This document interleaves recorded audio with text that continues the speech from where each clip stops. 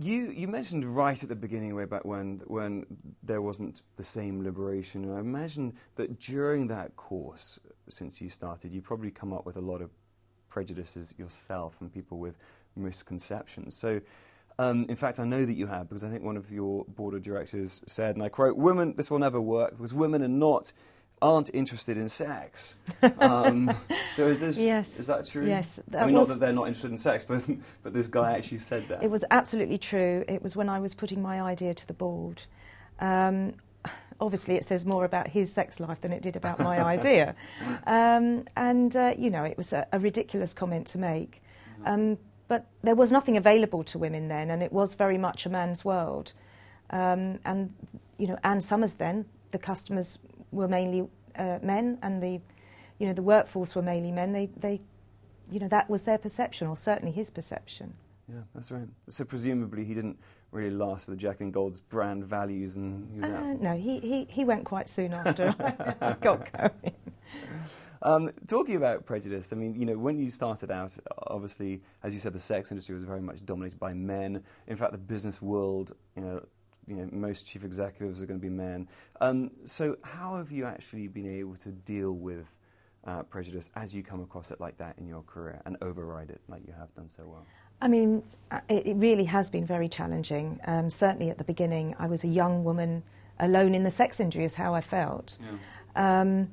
And I just felt very passionate about my idea, and I knew that there were a lot of women out there supporting me that really loved the idea, women that wanted to join, they wanted financial independence, and I just persevered. I made very few compromises when it came to the brand and its values, and slowly chipped away at society and particularly, counsellors. It was that type of individual that really made my life difficult. Right. As we grew and as, I got involved in doing publicity, interviews, and just really about public awareness. Slowly but surely, we've become, we're quite unique, and I think at the beginning people didn't know what to do with us or where to categorise us, but, I think we've certainly made a name for ourselves now. Absolutely, you have. And in terms of you mentioned about having a passionate belief in what you're doing has enabled you to drive through some of those misconceptions and actually change those conceptions here in the UK as well. But talking about, and that takes a lot of courage. So talking about courage, I understand when you tried to open up in Dublin in the O'Connell Street branch. I don't want to tell the story, but I prefer you to tell it because it's just too good a story. So you were delivered something in the mail. What was that story, and how did you actually have the courage to drive through that? Well, first of all, I wanted to open a store in Ireland because our parties were doing great out there. Sales per head were higher than anywhere else, and we just knew that it was right for a retail store. And we found this location right opposite the GPO building on O'Connell Street. So admittedly, it was rather a controversial location to choose. And as soon as in fact they're called the Dublin Corporation, got wind of my intentions, I got a letter through the post saying, we would like you to open anywhere else. We'll find you a new location, but not here. But we felt that was really right for us. We didn't want to be pushed to a back street. So I sort of guessed that maybe they had some preconceived ideas, so I invited them over to the UK to encourage them to have a look at our business, to meet our team, to look round our stores that were doing really well. And in the afternoon, I was meeting them in the boardroom. When I came to meet them, Kieran and Alan actually, it was like the good cop, bad cop scenario. No, one of them couldn't even look at me for fear they may turn to stone, I expect. Whereas the other one was the one that was trying to do all the talking and trying to persuade me not to open. And I soon realised, actually, they had their own agenda. No matter what I said, it wasn't going to make any difference. And I said, look, I'm sorry, but I am going to go ahead and open. And I think their parting words were, we can't be responsible for what may happen to you. And actually, that couldn't have been further from the truth, because about a week before I opened the store in Dublin, I actually received a bullet through the post, which I'm sure you'll agree, you'll understand was a very scary time for me, and certainly made me question whether I should be going ahead with the store opening. But I don't like to be bullied. I felt very passionate about opening the store.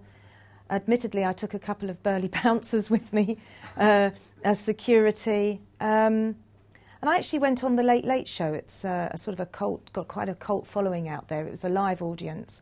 Got a fantastic reception from the audience when I explained why we wanted to open the store there. I think they were quite incensed by the council for not, for giving us so much opposition. And we opened the store despite being served a writ on the first day of opening. And we had 10,000 people through the door, all signing a petition.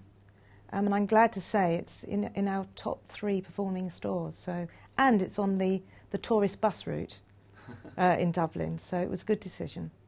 So that's going to take a lot of courage. And talking, if we can open it up for a second into the characteristics of success and looking at yourself, but also looking at other people that you've seen to be highly successful, what do you think are sort of 1 or 2 of the key traits of a highly successful person? Well, you mentioned courage, Anthony. I think certainly courage is something that I've always had. And I think, I don't expect anybody to start a business and have a bullet through the post, but certainly there are many challenges when you first open a business, just stepping outside your comfort zone, whether it means leaving a 9-to-5 job and pursuing your idea. Based on our very existence, it's fair to say that as a business we're fearless. And I think certainly challenging your fears is something I think successful business people do. Yeah.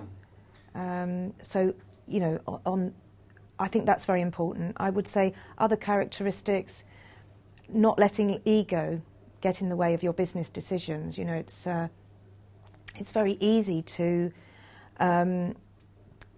perhaps go with your own personal fantasies, and I don't mean Anne Summers fantasies. I mean indulging what you think your customers want rather than, is there really a market for this? And again, not overindulging our, business is doing great, let's go out and buy a fleet of fast cars, I think it's very much about being grounded as well as having that courage. Yeah, because you talk a lot about, as I understand, also about people should move out of their comfort zone. In fact, you're quite an opportunist yourself. So most people are sort of stuck in their comfort zone in the middle of a sofa getting a foot massage with a glass of Merlot. But so what can you elaborate on that point about the importance of moving out of your comfort zone? Well, a couple of examples I would give. First of all, I think there are a lot of people that talk about their business idea or they talk about setting up on their own, but actually expect it to fall in their lap, and that's never going to happen. You have to be proactive, and that does mean moving out of your comfort zone, stepping away from the familiar, whether it be your safe 9-to-5 job. Yeah. I mean, I remember when I first started, I wasn't an extrovert. I'm not a natural extrovert, but as I keep saying, I have this passion. Yeah. And I remember my very first conference for my team of people, my party organisers. There were 400 people at that, I think it was the Grand Palace Hotel in Brighton. And I knew I had to go out and address them. I'd never, ever done a speech in all my life. So to go out onto stage and, motivate 400 people it will be scary to a lot of people, and it certainly was to me. But if you challenge yourself and push yourself to do something that is outside your comfort zone, it gives you greater confidence to then go on and do, and strive and do many other things. And but you have to make yourself do it. Yeah. Because in actual fact, you say you're not an extrovert. You seem like an extrovert to me, but you talk about the fact that a lot of people make excuses. I mean, you could have said you didn't have business education or any formal business education. You could have said that, it's a male-dominated industry, so I'm not going to do it. But you didn't. You drove through that, didn't you? No, and in actual fact, I remember, looking back, I felt actually not having business training or experience, certainly no experience in retail or direct selling.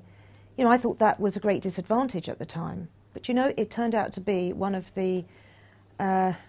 I would say one of our main reasons for success, because it actually forced me to rely on feedback from our customers. It forced me to talk to the staff at all levels, and that's something we still do today. I think it was one of the advantages. Absolutely. If I look back. Yeah. So challenging your limiting beliefs and turning it into an advantage. And you do, as you say, you're now not forced to focus on the quality of your education, but quality of the feedback from the customers. So, and you're known for doing that. So can you give us an example of, how do you actually practically listen to customers, and give us an example of how you've been able to incorporate customer feedback? I think customer feedback, it's become part of our culture. And certainly we do it in many ways, whether it be through qualitative research, which we've invested very heavily in. We have panels of volunteers that give us feedback on products. We invite customers to feedback days. We have think tanks. We involve staff in think tanks on a regular basis. It's amazing how much you learn from your team, at every level. I'll visit my stores on a regular basis, and only your store staff can give you that, that real feedback, that they're the closest to the customer. In fact, many years ago, I did a program called Back to the Floor, and that program inspired me to go on and encourage our directors to get back to the floor. In fact, every Valentine's Day, over Christmas, in the lead up to Christmas, our directors go into store and work in a store for a day, so they can actually really experience the frustrations that the customers maybe, or the teething, the issues that the staff may be experiencing. We do encourage that, and that's proven to be very important.